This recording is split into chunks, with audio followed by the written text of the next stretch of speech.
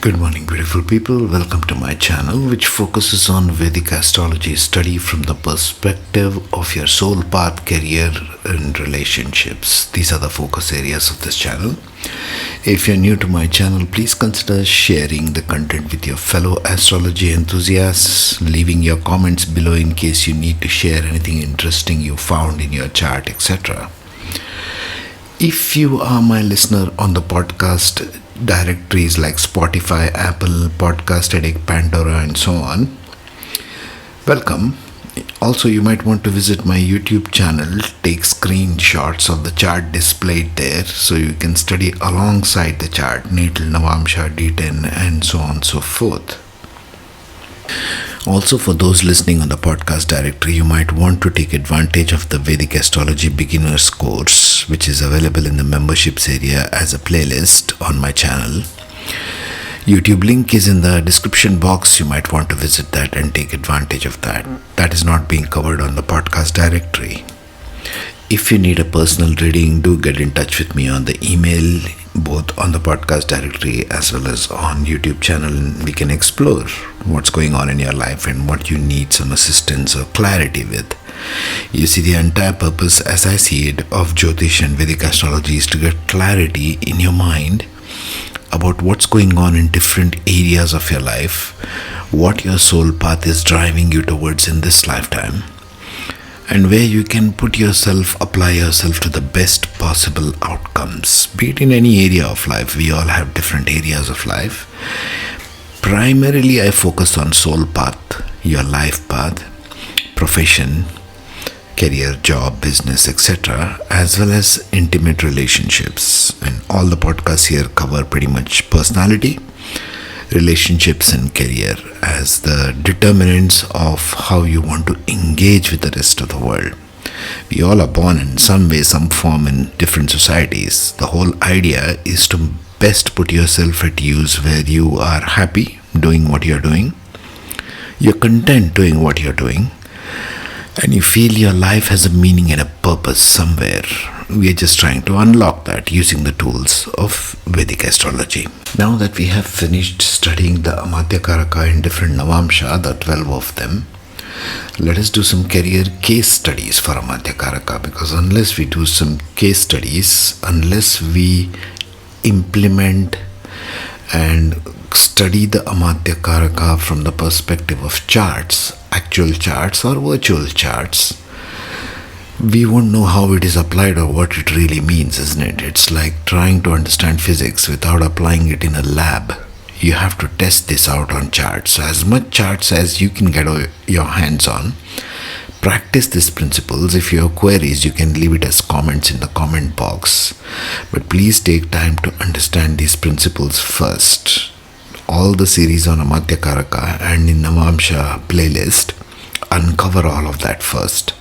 Study the basic principles and then come to this career case studies. Right, let's get into it. What are the 6 principles or 6 aspects I have taken into consideration in career case studies of Amatyakaraka? Number 1, we are going to study Amatyakaraka in D1 and D9 charts both. That is to say, your natal as well as your Navamsha chart. We shall study how the position of Amatyakaraka goes. Number 2, we shall study the relations to the Atmakaraka in both, your soul significator, yourself, Atmakaraka. And podcasts are already covered on Atmakaraka. You might want to go through that. What is your soul relationship with your profession? Is it helping? Is there someone helping in your profession? Atmakaraka and Amatyakaraka relationship in both D1 and D9 also we shall cover. Number 3, the placement in houses and signs in both natal as well as Navamsha charts. That will also be covered, because where the houses are playing in the natal and where it moves to in Navamsha is significant, isn't it? And also the sign, because the qualities of the sign carries to both Atmakaraka and Amatyakaraka.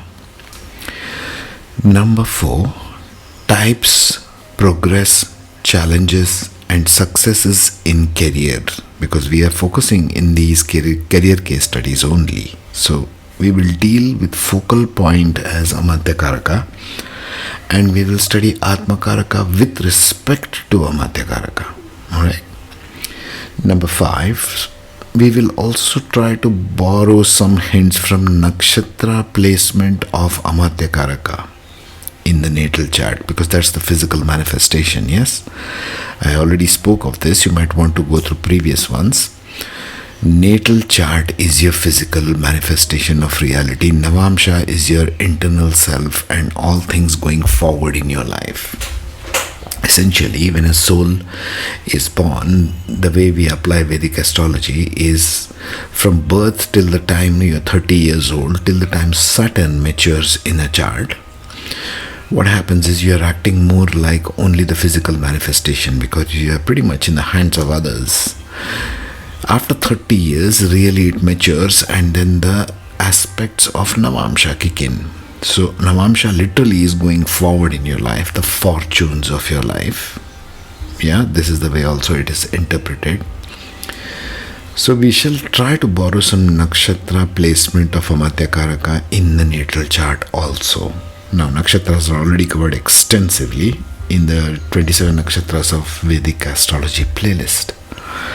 Number 6, and very important point, I needed some charts to study here as a part of this exercise. And so what I have done is I have considered case studies. This entire case studies is for Gen Z, just like I did for Nakshatra Pada. Gen Z meaning 1998 onwards, who are born from 1998 onwards. Yes, you can Google it if you want. All case studies are of Gen Z kids. Names are all virtual, really. I have just stuck in virtual names. Names don't mean anything. They are random charts of Gen Z generation, starting from the year 2000 for Amatyakaraka. Let us begin. Before we begin the actual case studies, it is important for you to remember some rules in the Jaimini system of evaluation in astrology, which is very different to the Parashara system. Jaimini, first of all, focuses on Rashi Drishti. That means the sign aspects. Which sign is aspecting which sign? Aries is aspecting Leo, for example, like that. The sign aspects, these are not planetary aspects, which sign aspects it. So let's go through these 8 rules listed there on the screen. Number 1, Rashi Drishti. Every movable sign aspects all fixed signs except the one right next to it. Keep this rule book in your thing. You can take screenshots if you wish. Every fixed sign aspects all movable signs except the one right next to it.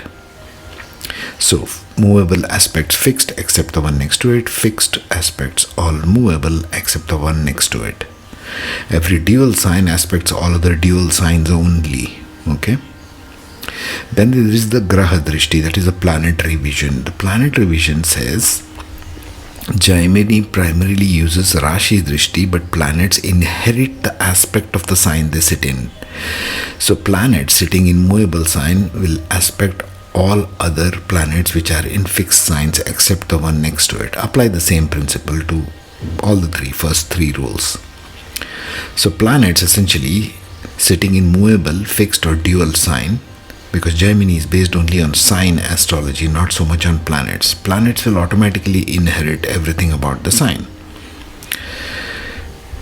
This applies to all planets including Rahu and Ketu. So as we shall see going further into the case studies, you will see that sometimes or many times in a chart, Rahu and Ketu both end up aspecting a particular planet.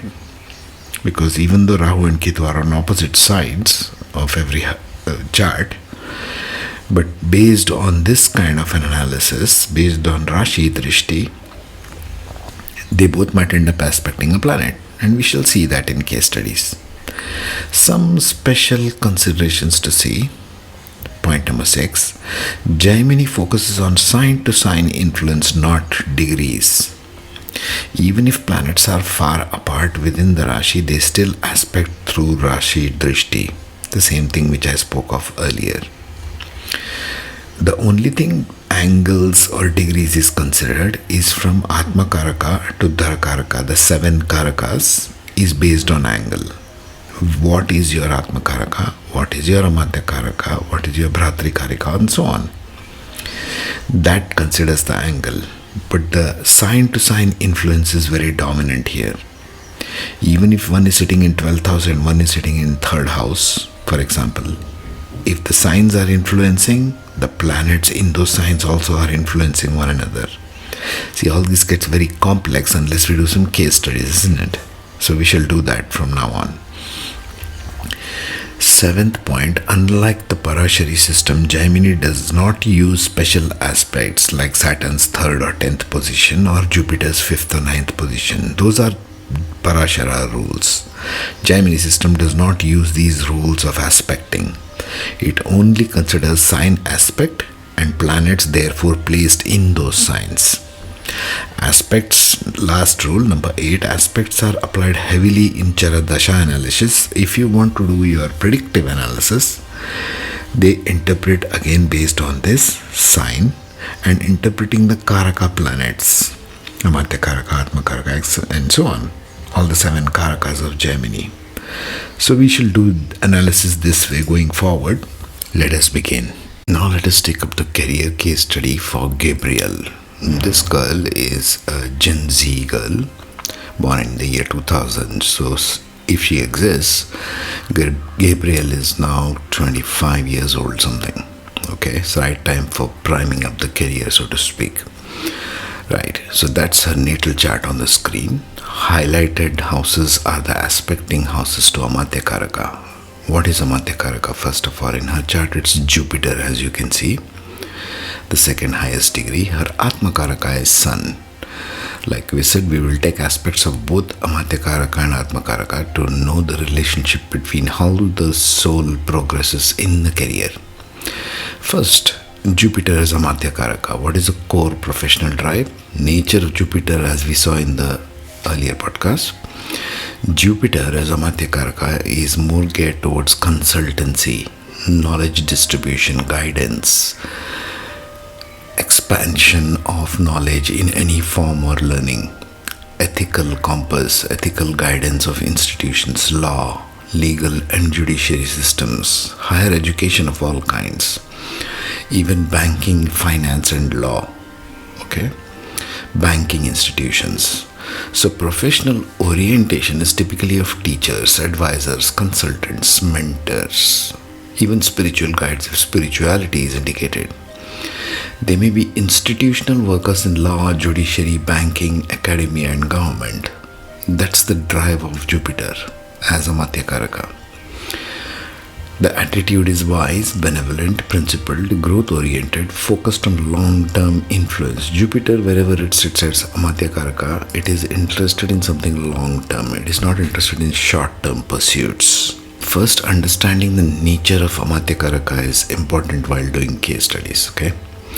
So Jupiter being Amatyakaraka, think consultancy, think advisors, think financial consultants in this case. So let us see her D1 chart. This is the D1 chart on the screen.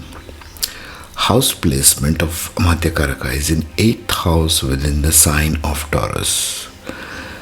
Like I said in the principles, in the Jaimini system, the sign is more important as well as the placement of the planet, whatever the Karaka is.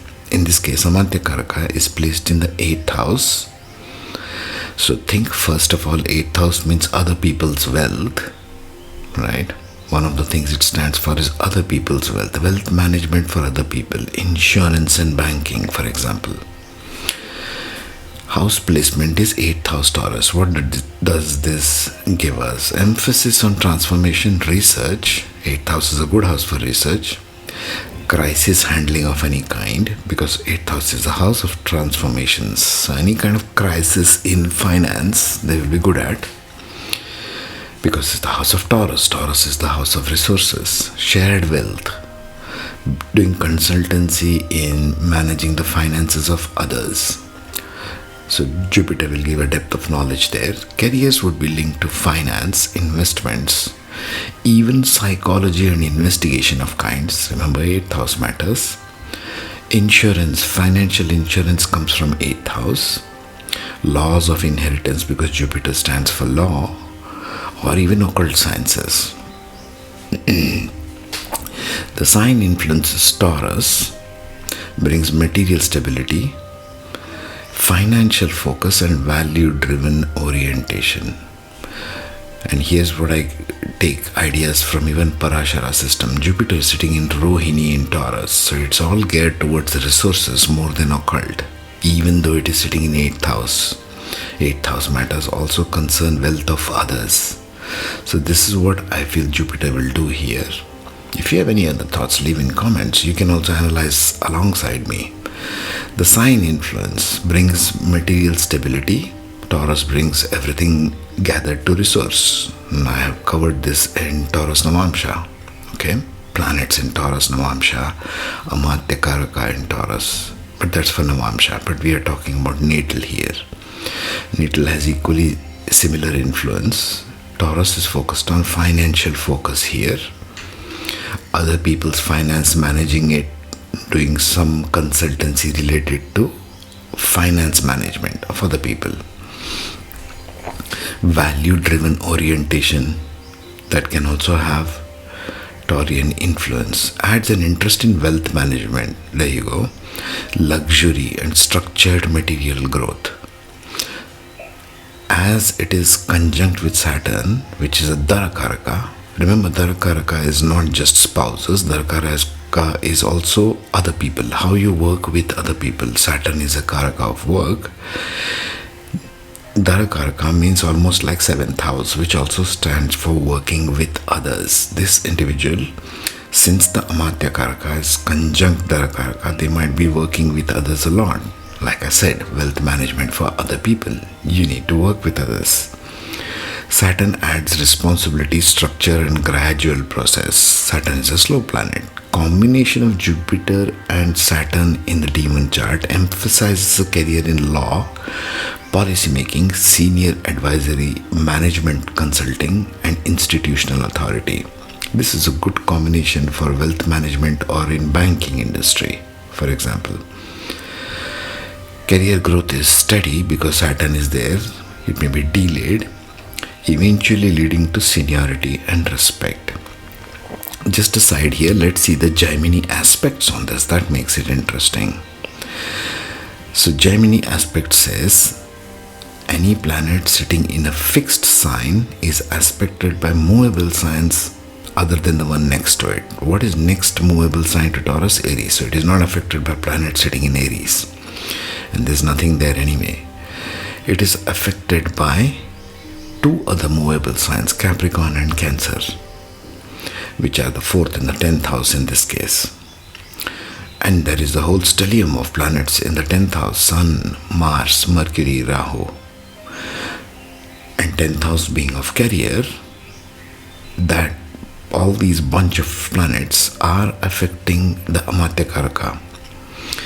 So in one interpretation you may say Sun as father will be supporting this girl in her career. Mars as brother, if she has brothers, will be supporting her in her career. Mercury as a neighbors, as a friends might be supporting her in the career. Also, if you see Ketu from the 4th house in Capricorn is also aspecting it. You see, this is where Jaimini system differs hugely from the Parashara system. In Jaimini system, Rahu and Ketu both cannot influence a planet in a particular chart. Whereas in Jaimini, it is directly influencing. Parashara system, it cannot. Not in the natal chart anyway. Ketu from the 4th and Rahu from the 10th, both are aspecting Jupiter as Amatyakaraka. Is there a possibility of occult? Because wherever Rahu Ketu starts aspecting the 8th house, there is an interest in occult, for sure. Or even the 12th house, more of 8th house. 8th house is of occult and mysticism. But there is Jupiter in Rohini, so I have my doubts whether this girl might do anything with it. My interest will certainly be there in occult because 8th Lord is sitting in the house of Leo. Whenever there is a connection between 8th house and 5th house, or the 11th house, Aquarius, or the sign of Leo or Sun, there will be interest in occult. Okay? Not necessarily they will do in something with it. Interest is just interest, right? Now let us look at Navamsha and see what happens there. Now we come to the Navamsha. You can see on your screen the D9 or Navamsha chart of Gabriel. And let's see where the Amatyakaraka is placed there. Jupiter, her Amatyakaraka in Navamsha, is placed in the 4th house. So from the 8th house in Natal, it has traveled to the 4th house in Navamsha. Her career determinant planet, Jupiter, right? So what does this provide her? Anything to do with local masses, first 4th house. The Aries influence in her Navamsha gives bold initiatives, bold kind of leadership, pioneering energy and decisiveness. Some broad points there. 4th house influence gives education, property, homeland, community service, and emotional fulfillment through work. Amatyakaraka, if it is placed in 4th house, it has something to do with the local community here. If there is Rahu aspect, which there is none because Rahu is in her 7th house, it can be foreign lands also. But in this case, she will be working with local community. What are the aspects of on this Jupiter of other Karakas?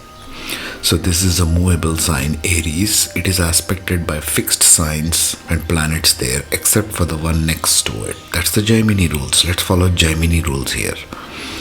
So fixed sign next to it is Taurus, so no affectation there.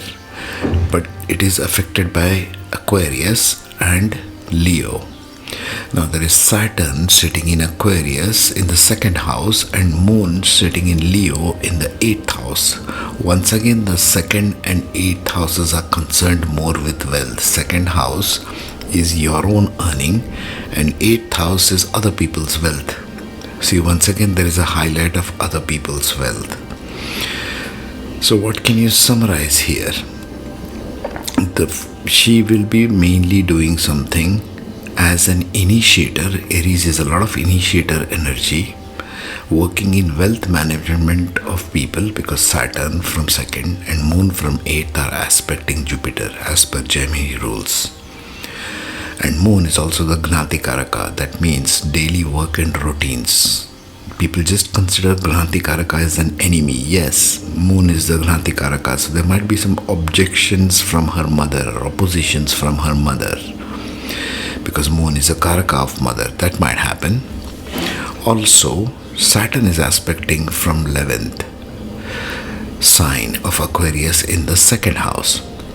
2nd house is for earnings, so there will be with Saturn and Jupiter, Saturn in 2nd, Jupiter in 4th, and considering natal chart, you might say she will gradually rise up in life in wealth management, something to do with finance and banking, and developing new rules and procedures. Jupiter in Aries, new, everything new.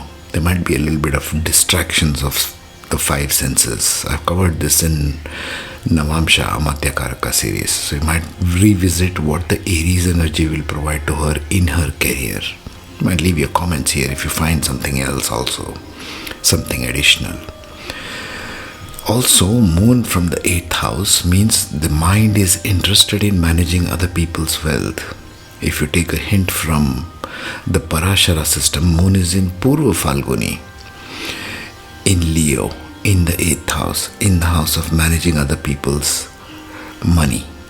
Mind is there. Moon also stands for the mind. And it is being supported by Saturn and Jupiter here, okay? So Jupiter is being aspected by this Moon, aspected by Saturn. Both the houses themselves are concerned with wealth and wealth management. So there's a dominant theme of wealth management for this girl as a career path. If you look at the relationship between her Atmakaraka and Jupiter, Atmakaraka is in the 1st house and 4th from it is Jupiter. Although there is no direct influence, it is supportive in the background. Strong self-expression and leadership is there. Sun is conjunct Ketu, so there is a kind of detachment from work sitting in Capricorn in the 1st house. Any person having Capricorn ascendant in D9 tends to become quite a bit of workaholic But there is detachment because Sun is conjunct Ketu in the first. And yet, there is a higher resolution at work because Jupiter is being aspected by both Saturn and Moon. So this girl, my guess, is best serving the public in terms of finance management, in terms of initiating new laws, rules, policies and such. Now let us give a conclusion to this. Now let's conclude the case study for Gabriel. On the screen are all the possible conclusions, and on the right side of the screen there is Natal and Navamsha as well, just for your reference, so you can study this more. So what could be the challenges, what are the success indicators, and what is the final synthesis for Gabriel?